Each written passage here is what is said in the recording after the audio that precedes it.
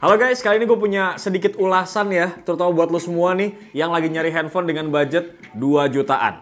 Yap, kita akan bahas sesuai thumbnail brother, kita akan bahas Samsung Galaxy M15 5G. Karena selain punya segudang kelebihan, Doski juga punya kekurangan. That's why sebelum lu ngebeli nih buru-buru ya kan, lu harus banget nonton video ini sampai habis guys. Tapi sebelum itu gue disclaimer dulu, kalau gue nggak akan ngebahas spesifikasi detail ya dari Samsung Galaxy M15 5G, tapi gue akan lebih fokus ke poin-poin kekurangan dan juga kelebihan dari handphone ini guys. Oke guys, ini kita mulai dari poin yang positifnya dulu aja ya guys. Pertama nih kalau kita lihat dari build quality Samsung Galaxy M15 5G ini memang berasa kokoh banget ya. Padahal nih Doski masih pakai bahan plastik loh guys. Nah gue rasa buat handphone di harga 2 jutaan, si Samsung Galaxy M15 5G ini feels-nya tuh solid banget dan nyaman di tangan gitu. Khas banget lah lini produknya Samsung bro. Lanjut sekarang kita ke layar guys. Dan ini salah satu yang paling cakep di kelasnya menurut gua. Gak cuma tajam dan juga punya reproduksi warna yang cakep banget gitu ya berkat panel Super AMOLED-nya, tapi layarnya ini juga minim touch delay bro. Jadi bikin pengalaman scrolling dan ngegame tuh feels-nya makin asik banget guys. Terus kalau kita lihat dari sektor kameranya ya, poin yang menurut gue ini paling menarik ya. Meskipun handphone ini tuh handphone yang budget gitu, tapi ini udah dilengkapin sama lensa ultra wide loh guys. Yang biasanya udah nggak dikasih lagi nih sama smartphone 2 jutaan.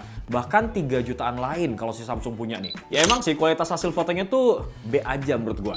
But at least kita tuh bisa ngasih opsi buat ambil gambar dengan angle yang lebih luas gitu. Kalau misalkan sewaktu-waktu dibutuhkan nih bro. Kemudian soal performanya ya ini masih tergolong lumayan lah menurut gue di kelas harganya. Gue udah nyobain main Mobile Legends nih dan bisa tembus di atas 60 fps bahkan sampai 80 fps guys. Bahkan ya buat dipakai buat main Genshin Impact ini juga bisa di atas 30 fps-an bro. So ini terbukti ya guys untuk performanya sih nggak asal-asalan nih handphone. Tapi catatan dari gue adalah pastiin deh udah update dulu ke software yang terbaru guys. Karena gue pribadi ngerasain performanya tuh jadi lebih smooth setelah gue update.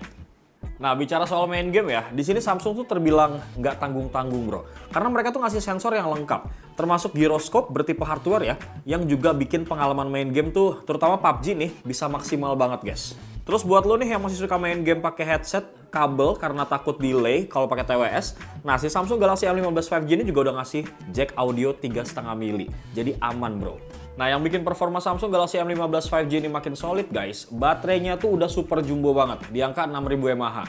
Jadi lo tuh pas make handphone ini buat main game, nonton ataupun scrolling di medsos sepuasnya, itu nggak usah khawatir baterainya itu cepet habis guys. Samsung juga di sini ngasih jaminan untuk update software ya, yang luar biasa banget nih buat smartphone di kelas 2 jutaan. Yaitu 4 kali loh guys untuk OS update dan 5 tahun security patch. Ini lumayan banget sih. Kalau beneran terrealisasi nih ya, fix. Handphone ini bisa dapat update sampai Android 18 nih guys. Gue rasa di harga segini ya, jarang banget loh ada brand yang ngasih jaminan update software sepanjang ini bro. Lanjut buat kelebihan lainnya nih ya, untuk Samsung Galaxy M15 ini guys, udah dilengkapin sama yang namanya NFC. Ya meskipun ini terkesan fitur basic ya di zaman sekarang, tapi ini menurut gue tuh penting banget loh guys. Karena biasanya handphone murahnya Samsung itu tuh ada aja yang dikurangin buat ngejar harganya gitu. Tapi di Samsung Galaxy M15 5G ini memang terbilang cakep lah. Karena walaupun murah, tapi fitur esensial tuh tetap lengkap bro. Dan yang gak kalah penting nih ya, konektivitasnya ini udah 5G guys. Ya meskipun memang belum kepake banget sih di Indonesia, tapi seenggaknya gitu ya, handphone ini tuh udah siap. Kalau tiba-tiba sinyal 5G di Indonesia tuh udah cukup merata dan juga luas bro. Ya tapi namanya juga handphone 2 jutaan. Pasti nggak mungkin nggak ada kekurangannya nih guys. Dan sekarang kita bakal bahas poin-poin kekurangan dari Samsung Galaxy M15 5G bro. Poin pertama, tapi ini murni pendapat gue ya guys, soal desain dari Samsung Galaxy M15 5G ini yang gue rasa nih makin kesini tuh makin boring bro. Dan gue ngerasa Samsung tuh kayak main aman banget gitu. Jadi kayak kurang fresh dari desain handphonenya tuh kayak mirip sama-sama aja gitu bro. Selain itu bodinya juga tebel banget nih kalau lihat. Dan heavy, agak berat. Bikin kurang nyaman gitu kalau dipegang lama-lama. Ditambah lagi nih ya, bagian belakangnya guys, ini gampang banget nempel sidik jari. Padahal nih ya, finishing garis-garisnya ini cukup menarik loh. Sayang banget nih menurut gue.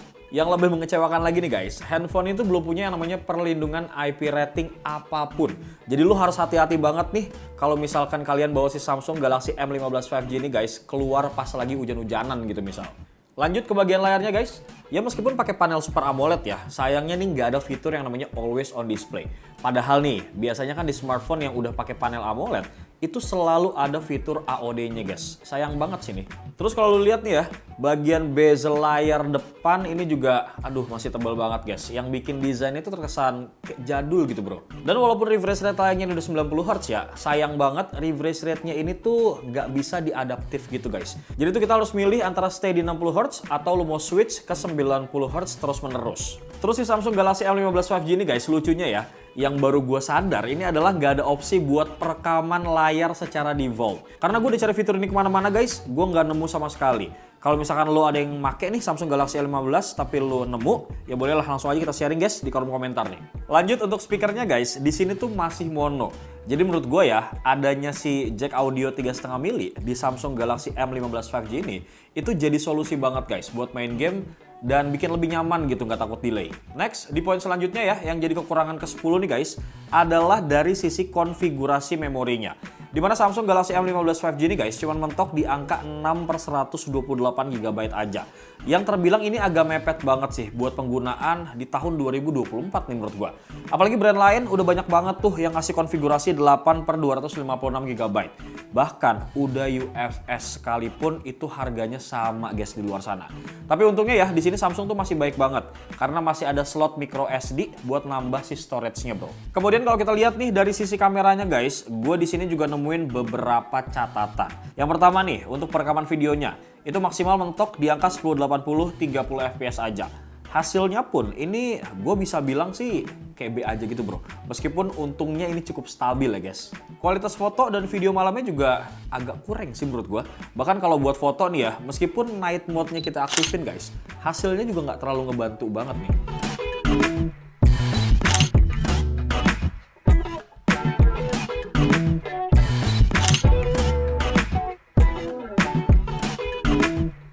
Terus nih ya, aplikasi kamera bawaannya ini ternyata nggak support mikrofon eksternal bro.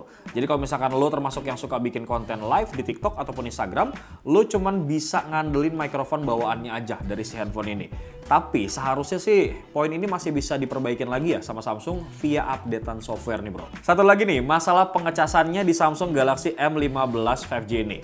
Menurut gue sih lu harus sabar-sabar banget ya guys buat ngecas. Karena kepala chargernya ini cuma 25 watt aja.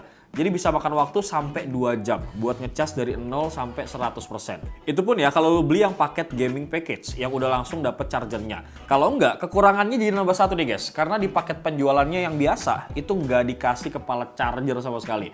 Bahkan untuk softcase ataupun anti gores bawaannya aja kagak dikasih bro. So mau nggak mau ya lu harus tetap siapin budget tambahan ya buat beli charger, kemudian case plus anti goresnya guys. Jadi kurang lebih seperti itu guys. Total 25 kekurangan dan juga kelebihan yang dibeliin sama Samsung Galaxy M15 5G ini. Menurut kalian gimana? Apakah handphone ini masih worth it atau enggak? Langsung aja tulis di kolom komentar. Atau kalian udah ada yang beli dan juga make? Monggo langsung silakan aja sharing-sharing pengalaman kalian di kolom komentar juga guys. Bewok pamit. Assalamualaikum.